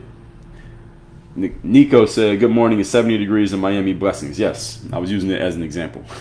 I'm in Miami and I know it's 70 degrees. Well, according to the temperature on my Apple Watch, is 67 degrees, but close enough. Artful Dodger said, I was just looking at your video about the straw man. Yes. Oh yeah, I think I just put those up on my whiteboard reels on TikTok. So people seem to be taking to those pretty well. Artful Dodger said, I always listen to someone's point of view and I only stop watching them when I strongly disagree. You should still keep listening to them. If you think they're good at explaining their position, even if you disagree, you should keep listening to them. Kingdom said, a lot of people need to hear this. I am sharing. Thank you. Artful said, I look at things in open mind and listen to them to come to my own conclusion. Well, that's the goal. That's the goal. That's what we want. Double A, thank you for sharing the live. Artful said, he's a good host, allows people to say what they want to say. He gets the information out. Yeah, that's what he's supposed to do, and that's what he does. That's the reason why he's so popular, because he's not trying to push his own opinion. Others have different approaches. For example, Candace Owens shares her opinion. Megyn Kelly shares her opinion, and I like Candace Owens and Megyn Kelly. Steve Bannon shares his opinion. I like Steve Bannon. But there is different lanes for different people. If I want to hear a certain type of conversation, then I turn to a certain person. That's why you should know who your people are. When it comes to current events, news, I know certain people I want to listen to. When it comes to bigger picture stuff, I know who I want to listen to. When it comes to investigative journalism, I know who I want to listen to. So you got to pick and choose your sources these days, because there's so many people putting out content. You can't listen to everything. It's too many people. So I pick and choose who I like. I did a whole live on that, by the way. And if you want to know who my people are, I did a whole live explaining who I like and why. Nina said, I like Joe Rogan. He asks the juicy questions. Yes, and further, he has such long conversations that he can get to everything. That's what I like about Joe. He can get to everything with whoever he's talking to. Nothing gets left out. Now, if you go on somebody's show, I do a lot of media, and when I go on people's shows, they'll have like a 25-minute interview. Well, I know I can't go deep in a 25-minute interview. There's not enough time. But if I'm sitting with somebody for 3 hours, now we can get to everything. Now you really get to find out who I really am in 3 hours. 25 minutes I can put on the show. I can give you my representative for 25 minutes. But we do 3 hours, eventually the real me is going to come out. If I was planning on putting on a show, you can't put on a show for 3 hours. It's kind of hard to do. Kingdom said, I watch the shows about wild animals. Who's that? Joe Rogan? If he has shows about wild animals, I don't listen to those. And when he has people on there who are like, he often has comedians on the show. I don't really listen to them that much. I might pick one or two. And then he has people on there talking about fighting. I tend to skip those as well. But that's the good thing about the internet, is that you can pick and choose what you want to hear. I have people who listen to my show and they pick and choose which episodes they want to listen to depending on what it's about. Carla, Indiana says, how do we go from a country of people who are conditioned to not think to critical thinkers? Well, you don't, Carla. You don't. We're not going to change that. And this is before the last 10, 15 years. It's become more acute now, and it's more obvious because the internet allows people to expose themselves and their lack of critical thinking the more that they talk. But this has always existed. It's just we didn't know about it as well because you couldn't know what everybody was thinking back then, because everybody couldn't publish their thoughts on the internet. Now, because people can publish their thoughts, it's very obvious. But this was always a thing. Most people are not critical thinkers, and that's always been the case. That did not just start happening. The only thing that changed is now people can expose themselves as not being critical thinkers. Before, you just had to suspect that they weren't critical thinkers. Now we know for sure. Traditional all day. Thank you for the roses. I got so many roses. I don't know what I'm going to do with all these roses, folks. Still questioning, so I wish someone would ask our Congress why they have dual citizenship. Now, see, I can't talk about that country. I can't mention that country, still questioning everything. There's some countries whose names I cannot mention on here. But everybody knows who we're talking about. The country with the star in the middle of the flag. But I can't mention them. I can't mention the P country that they're in conflict with. I do not mention the U country, and I don't mention the R country that they're in conflict with. And I don't mention, I gotta be careful what I say about the C country, because y'all know who owns this app and where it's based out of, right? Okay, so New York Times opinion pieces are good. Plus, they have audio reading. Well, audio reading is cool. A lot of apps do that now with the audio stuff. And there's software that will do it for you. You can save an article and then they'll read it to you. New York Times opinion pieces. The New York Times, I don't read them much. The issue with the New York Times is that they put themselves in a very bad position with regards to Donald Trump back in 2015. They changed up the way they did their reporting and admitted that they were doing that because Donald Trump was a different type of politician. And when they did that, what they did was sell out their integrity to pick a side politically. And that was a very bad idea by the New York Times. And they don't have nearly as much credibility as they used to have because of that one bad decision. Now, does New York Times still have some good writers? Yes, they do. The issue is there's a stain on their brand based on what they did with Trump. And I don't think they can get it off. MH said, would I do a live on sororities and fraternities? Well, I was never in a sorority. Sororities for females. And I was never in a fraternity either. When I was in college, I played sports. So that was my fraternity, the sports team. So I don't know what I would say about them. I don't have enough experience. M8 says, whether joining these orgs have a benefit post-college. Now, I can answer that question. And I would say that, yes, they do. Because when you're in a sorority or a fraternity, just from the outside looking in, the one thing that you have is you have allegiance to a bunch of other people who are aligned with you psychographically. So that's the good thing about being in a sorority or a fraternity, is that there's a bunch of other people who think similarly to you, and you're connected to them by the fact that you're in the group and they're in the group. It's kind of like somebody who's in the military goes to a restaurant and there's another person who's in the military. They are connected even if they don't know each other, just because they were both in the military. Right? That's the connection. Y'all were both part of this group, and it's an insider group because not everybody can get in. That's the great thing about being in a sorority or fraternity in college. The same thing with being on a sports team in college, like the football team or the golf team. That connection, there may be somebody in that group. Let's say you're trying to get a job 10 years after school at a company, and you look at their org chart, and you notice one of the guys on the org chart who has some leverage, he was also in the same fraternity that you were in. You might be able to send a message to him on LinkedIn and say, hey, I was in XYZ fraternity too. I'm just 3 years, I came to school 3 years after you. That guy might be able to get you an interview for that job just because y'all have that connection of both being in that fraternity. So that's one benefit that you can get from it, just that right there. So yes, it does have a benefit post-college, depending on how you use it. Let's also be clear. This is another reason why people go to prestigious universities, not because the education is going to be better, quote unquote. That's what people say. The reason people go to big schools or prestigious colleges like a Ivy League school or schools that have a strong reputations like a Vanderbilt or a Stanford. The reason people go to these schools is because of the relationships and the networking possibilities, just because of the fact that you went there, and you can call somebody else who went there 20 years before you. And just because you went there and they went there, they'll help you out. Whereas otherwise they wouldn't take your call because they don't know you. But they went to Harvard 20 years ago. You went to Harvard and you just got out. They'll help you out just because you went to Harvard. And they don't even know you from anywhere. So those kind of networking connections do matter. Now, I'm not saying that means you go join a fraternity, but if you're asking if there's a benefit, that's the benefit. Now, understand every benefit has a trade-off. What do you got to do to get into the fraternity? And then when you're in, what do you have to do to stay in it? Those are questions that only you can answer because I've never been in a fraternity. Still questioning, says, so much fraud driving the V word. I got to be careful about the V word. Driving the numbers up. Oh, yes, I know. That if somebody got in a car accident and passed away during the virus, they would test the lifeless body for the virus. And if the lifeless body had the virus, it would get marked as a death from the virus. That was happening in hospitals. Judged by one, good morning to you. Taquita Coleman, thank you for sharing on live. Carla said, misinformation isn't even grammatically correct. Well, they didn't, I think they probably added it to the dictionary now. So now it becomes its own word. Oh, disinformation. Yes. They probably added that one too. So they're about to be actual words. Traditional All Day says, I listened to Joe for all 3 hours and Dan Bongino. I've heard of Dan. I had not listened to any of his stuff. I've heard of him, and I see him flashed on my feed on X every now and then. But I had not listened to him. And Joe, depending on who he's talking to, I'll give it all 3 hours. Sometimes I turn it off because the conversation just starts being about a whole bunch of nothing. But I do try to listen to the ones that of people who I really want to hear what they have to say. I'll listen to the whole thing. Kingdom Business said, I like the hunters and people who have experiences in Amazon. Rogan has a variety. Yeah, he has a bunch of different people on there. And I skipped some episodes. He's talking about stuff that I just don't care about. But I respect the fact that he does it. Because it's about what he's interested in, which is what makes sense. Let's see. Amber says, I like listening to content about the economy. I did some. Were you listening yesterday? Were you here yesterday, Amber? I did a conversation about the first 3 laws of economics.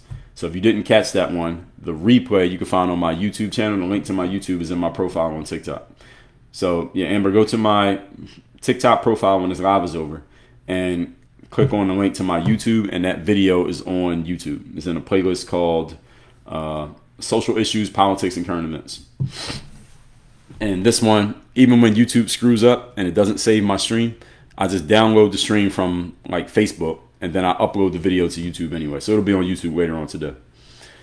And I might talk about the economy more. What about, Amber, actually, since you brought it up, what about the economy do you want to hear about right now? Like, what's on your mind when it comes to the economy right now?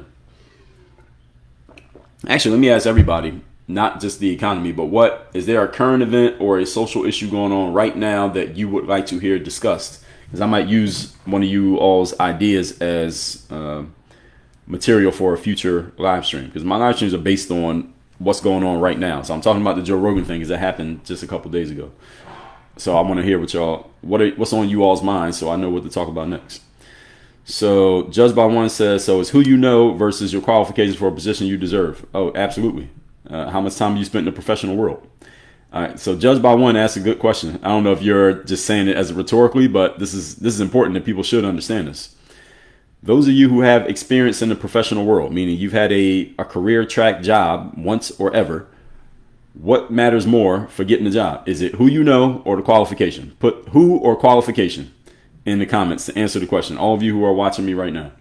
Is it who you know or qualification? Which one matters more when it comes to moving yourself up professionally in your job? Who you know is the right people and qualification is your skill set.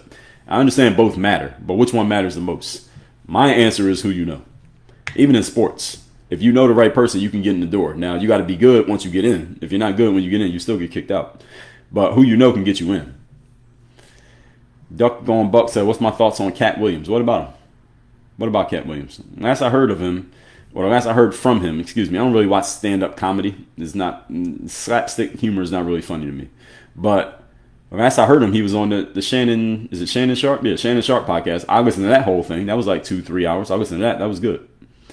I haven't heard much from him since. I don't really watch comedy shows. So if he's doing comedy, I didn't see it. So fiat currency, that one would be outside of the scope of what I pay attention. I talked about the economy and why the middle class is disappearing. Kingdom Business, if that's what you're asking. Kinder said the violence directed to Tesla cars. Well, I did a whole live on why people hate Elon Musk. So go watch that one. It's on my YouTube. Kinder Teach. When I talked about why people hate Elon Musk, that's all that is. And I don't think it's happening that much. I think it's getting sensationalized in the media to make it seem like every Tesla is just getting destroyed. That's not happening.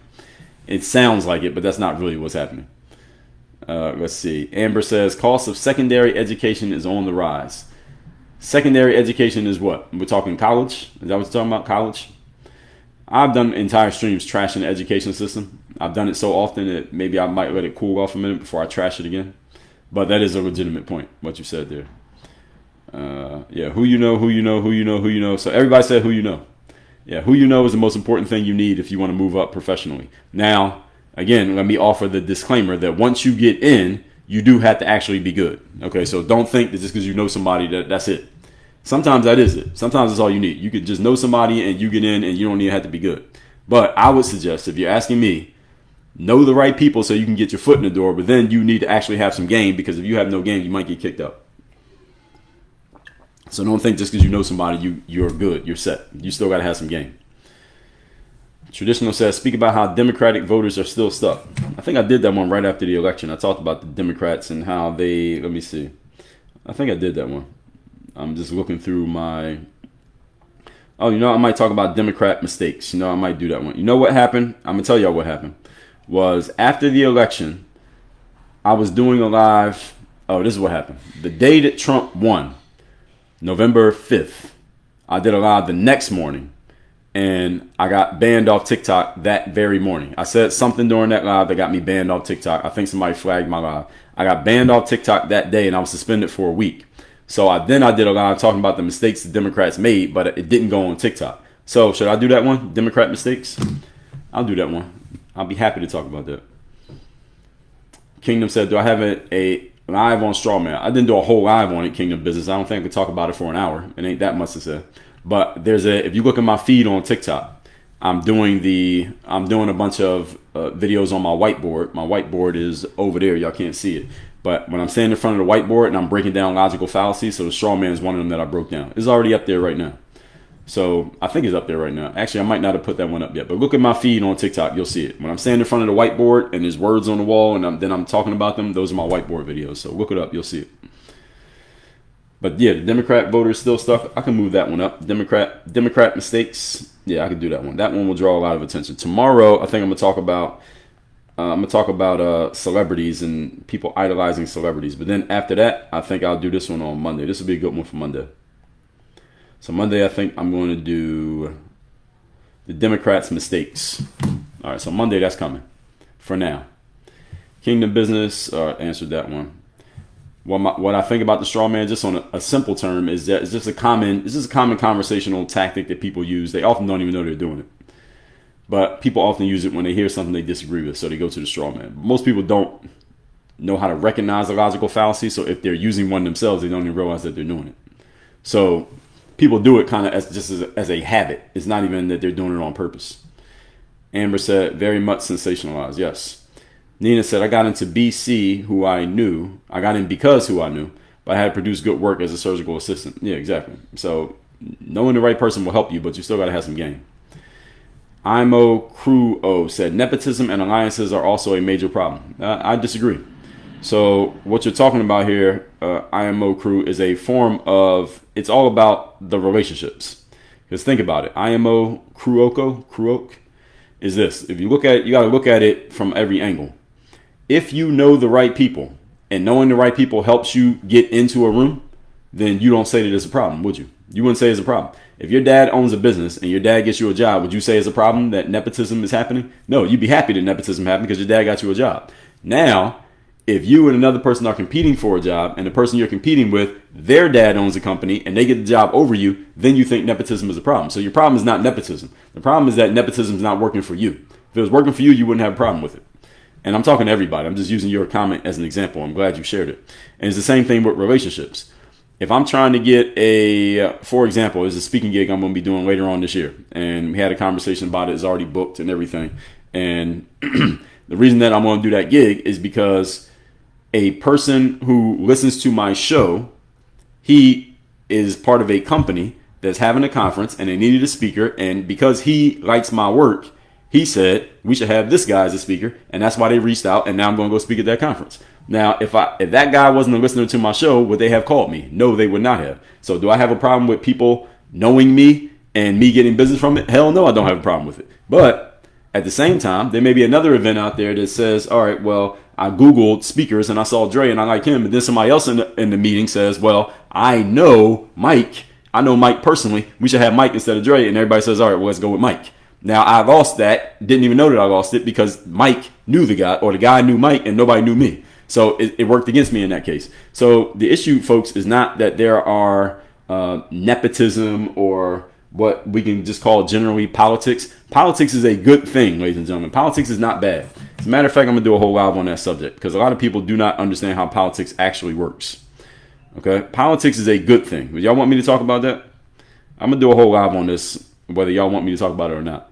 I'm going to do it anyway because a lot of people really don't understand that politics is all of life. All of life is politics, ladies and gentlemen. Your job is not to be mad at politics or complain about politics. Your job is to learn how to play politics. That's what you all need to do. All right. Politics simply means, let me give a definition of politics. And when I do the live on this, I'm gonna give you all this anyway. Definition of politics is things that human beings do to protect or defend their own personal interests. And understanding that definition, all of you participate in politics. You either do it well or you do it poorly. But no one is exempt from the game of politics. You try to not play politics, you're going to lose. Guaranteed. You need to play politics. Politics just means leveraging relationships, leveraging who you know, letting other people leverage you, because some of you might be in a position where you put somebody on. Any of you ever put somebody on because you had a position and maybe you got them an interview or you made a call on their behalf or you put in a good word for them and they got to put me if you ever did that. If you ever helped somebody else out because you had the power or you had the influence or you had a connection and you helped somebody else move themselves forward because you knew somebody. Everybody does that. So there's nothing wrong with this. Politics is a good thing if you learn how to play the game. The problem that a lot of people have is that they try to not play the game because some of you have been socialized to believe that being political is somehow a bad thing. It's not a bad thing. It's a great thing. You just got to know how to use it.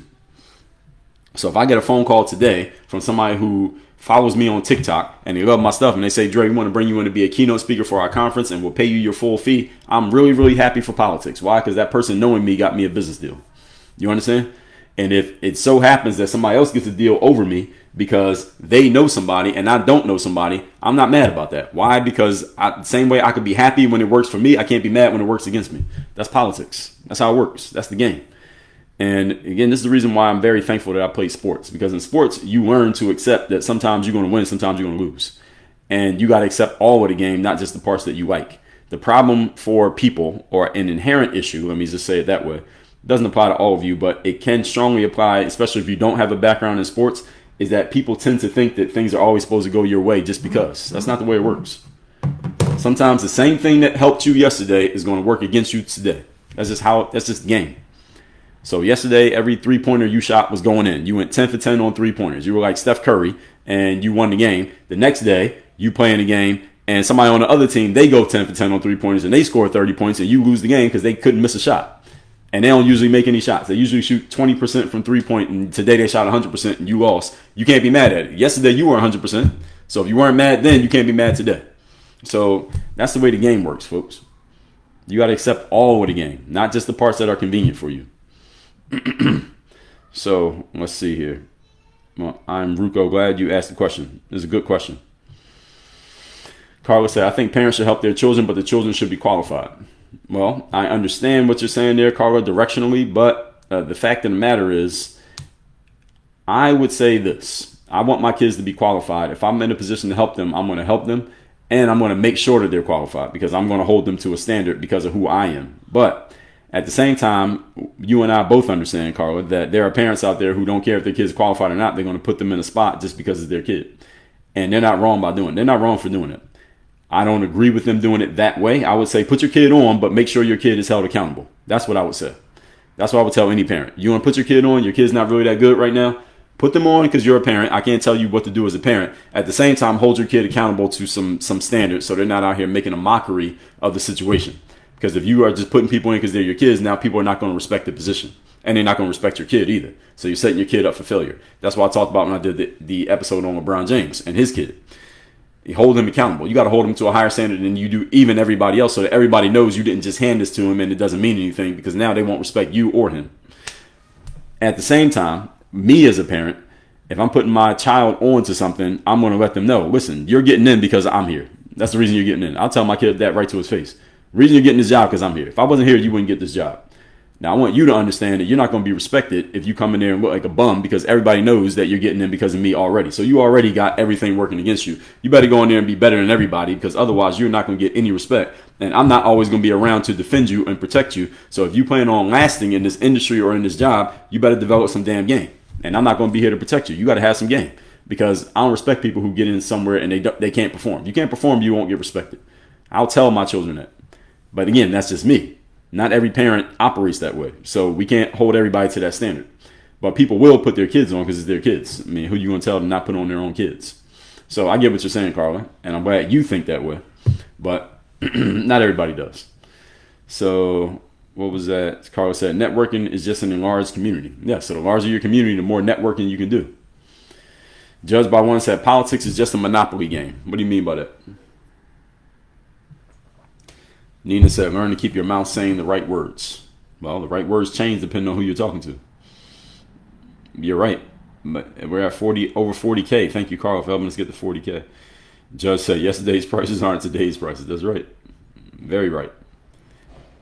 I'm Ruko says, there's a factor of morality. That's a tricky word there you're using. IMO Kruko.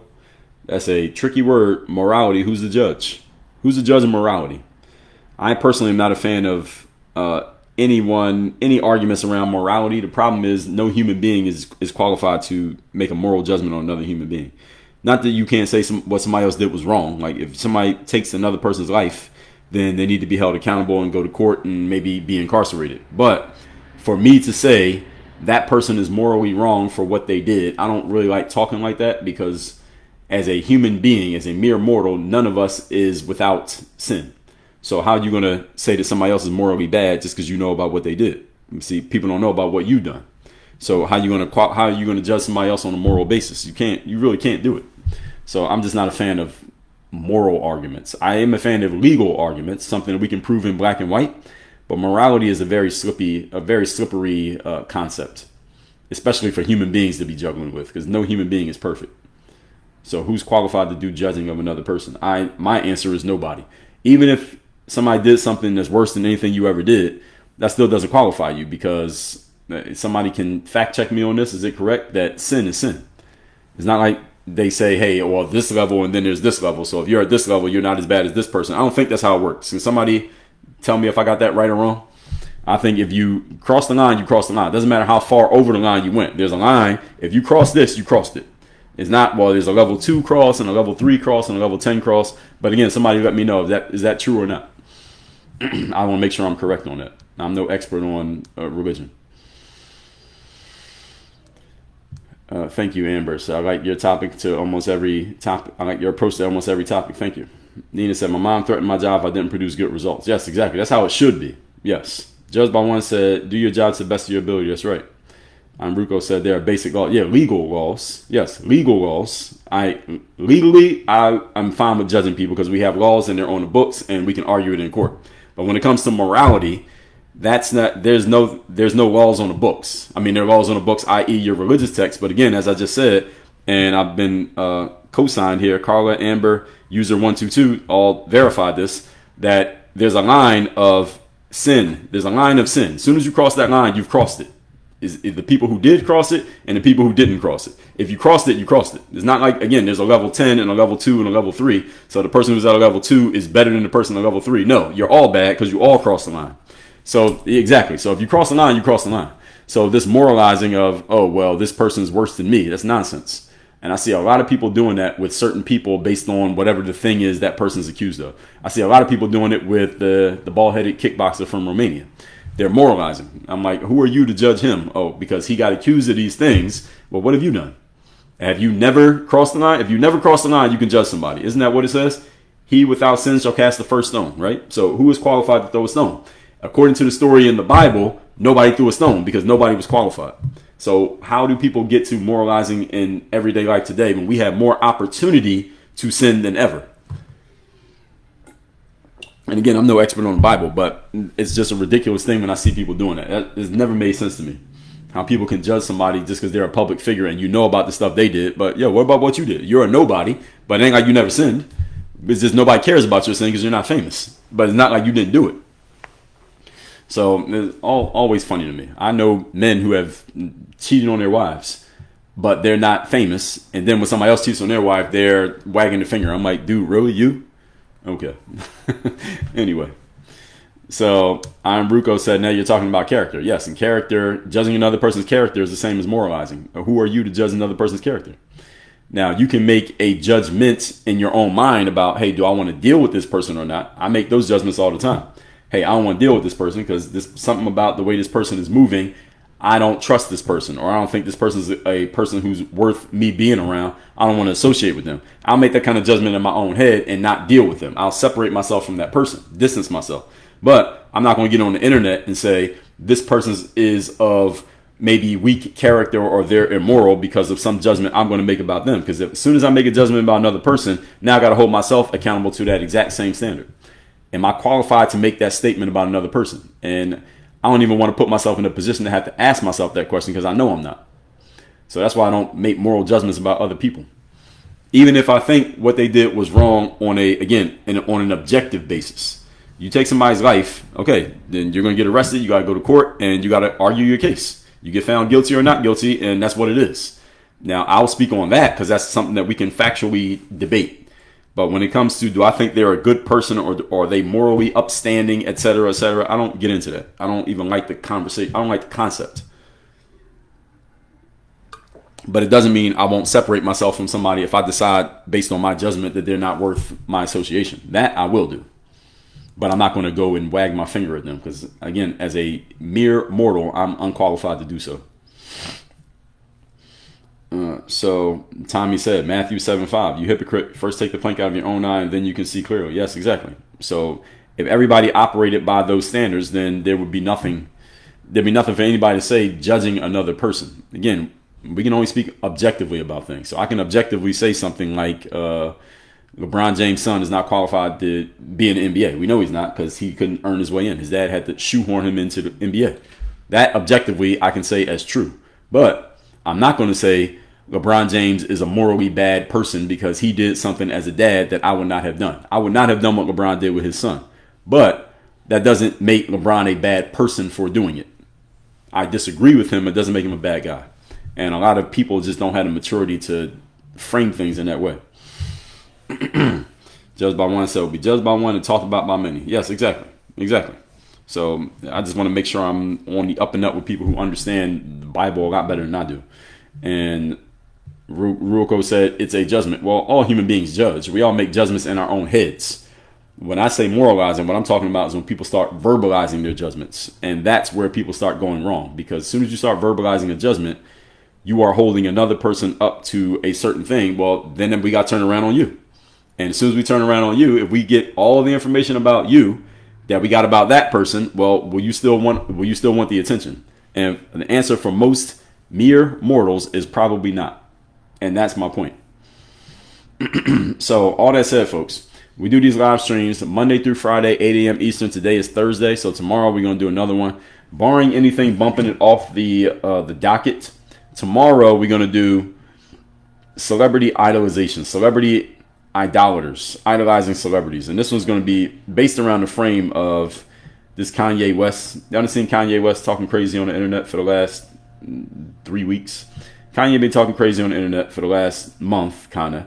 And just 2 days ago, he made a post on X talking about Jay-Z and Beyonce's kids. And all of a sudden, everybody jumped up to the defense of Jay-Z and Beyonce or of the kids. And my frame is that it wasn't about Jay-Z and Beyonce. It wasn't about the kids. It was about Jay-Z and Beyonce. Because people tend to idolize those two as an example. But that's what we're going to talk about here tomorrow. So that's the topic on the schedule. But if something happens between now and then that is bigger news, then I'll talk about that thing. So that's the tentative topic for now, unless something else happens. But I'll still do that topic at one point if I don't do it tomorrow. Monday planned is going to be, we're talking about the mistakes the Democrats made. That one I'm probably going to do pretty much for sure. The mistakes Democrats made, because when I talk about politics and MAGA and Trump, etc., it draws like 10 times more people than when I talk about what I'm talking about here today. Why? Because people love talking about current events and everyone has an opinion on Trump. So if I just want to get a bunch of people to just watch me every day, no matter what I say, I would just talk about Donald Trump every day. But that would kind of get boring. So I try to give y'all some variety. I talk about him when it's necessary, but not every day. But if I just wanted to get just as much attention as possible, I would just talk about Donald Trump all day, every day. Why? Because he's a gift that keeps on giving. So that being said, everybody, I will be here tomorrow, 8 a.m. Eastern. You want to learn more about working with us, go to workonyourgameuniversity.com. You want to get one of my books, send me a DM. My assistant will write you back and give you a link where you can get it. Thing is, on TikTok, you can't click on the links, so you would have to type the link in, but we'll give you the link. You just got to type it in. If you want to get one of my books, we give a lot of our books away for free. We just ask you to cover the shipping. That's where you can get it. And I will see you all tomorrow, 8 a.m. Eastern. Make sure you subscribe to my YouTube. The link is in my profile. Follow me. Follow me on Instagram. The link's also in my profile. And what else? That's it. I'll see you all tomorrow, 8 a.m. Eastern. Thank you, everybody. Thank you, Carla, for the moderation as well. I appreciate it. Big D 941. Appreciate you. Everybody have a great Thursday. See y'all soon. Work on your game. Oh, Bell, I saw the connection over there. If connections work for you, it's called networking. If connections work against you, it's called networking. Yes, same thing. Or they call it politics. Exactly.